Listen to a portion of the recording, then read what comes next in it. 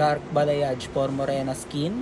Tara, let's do it! So hi guys, it's Candid My Hair. So parang magiging video tutorial to. Gagawa tayo ngayon ng dark balayage na pwede mag-match sa mga morena skin. Unang process, haircut muna. Ang way ng pag-highlight natin ay teasing or pwede ding air dry gamit ang blower.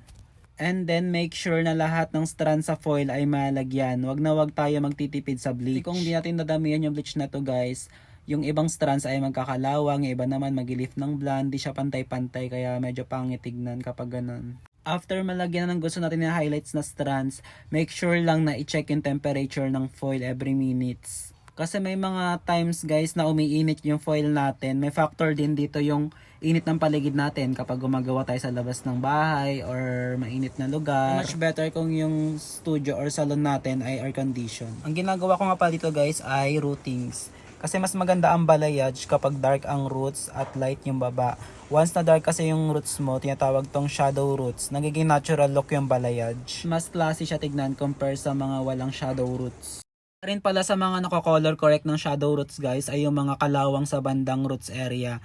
Kasi yun yung mga bleach na tumatagas o umaalsa sa loob ng foil. 4-0 nga pala yung ginamit ko pang root shadow dito.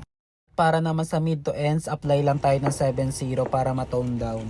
Then, after ma-rinse, apply lang tayo ng mga pang malakasang treatment natin like keratin or Brazilian hair botox. And ayan, after natin mag-backwash toning, nakikita na natin yung color na nagiging result. After ng procedure, ipapakita ko na sa inyo before and after result.